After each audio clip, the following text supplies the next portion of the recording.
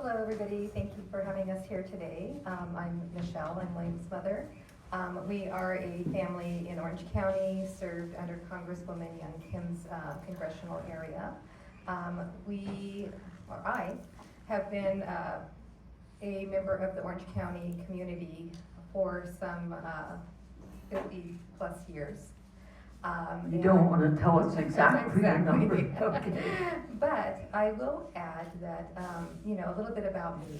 My father and mother were from Texas, and they were, when the United States acquired Texas, they were Americans, so we've been here. We are not immigrants.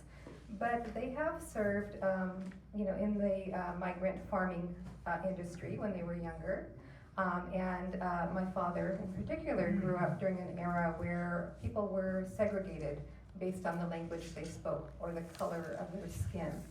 And as many of you probably already know, we went through the civil rights movement. That was very hard. And what made change? Grassroots change. People letting their voices be heard to their representatives, people asking for a change and doing so in a way that put a face of humanity to the need. When my father, later on, he went to college and he became an educator. So that brought our family here to Orange County. He was a Spanish teacher, English teacher, history teacher, and I think, if I'm not mistaken, 50 years ago, when the fall of Saigon happened, I think it's April 30th, 1975, yes. Right? So 50 years ago, he was faced with a change of path in career. He was an English as a second language administrator with the school district, and here we had many new community members who spoke a different language, who had a different culture. It would have been really easy for my father to stick with what he knew well. He knew the Hispanic community. He knew Spanish very well. But I learned a lot from my dad.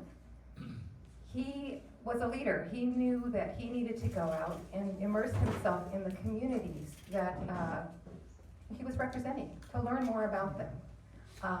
The Vietnamese community embraced him, and in turn, as a young girl, our family was embraced. We attended your cultural events. Many of the Vietnamese community became members of our church. And a beautiful thing happened. We became a trilingual community at our church and in the community I grew up in. We've added many other different ethnicities. Looking around this room, I see many of you, and all of us have a need.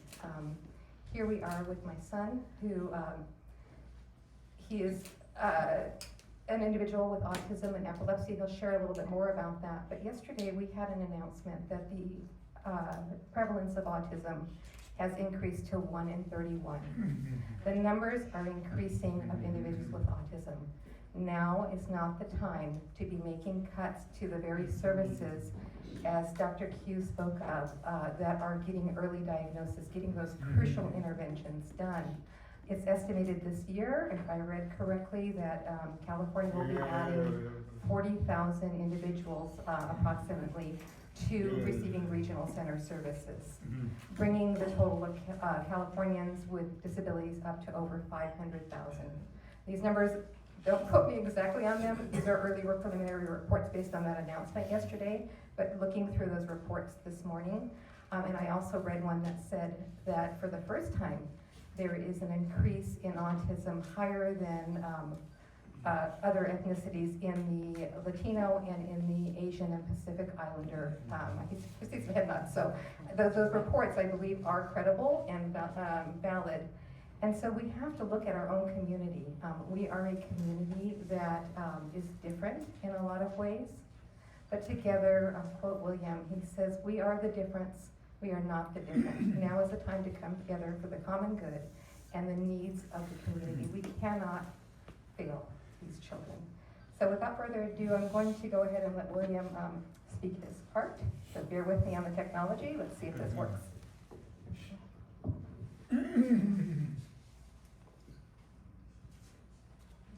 Good afternoon. My name is William Del Rosario, and supporting me today is my mom, Michelle. I am a 24-year-old non-speaking adult learner and self-advocate with autism, living in Orange, California.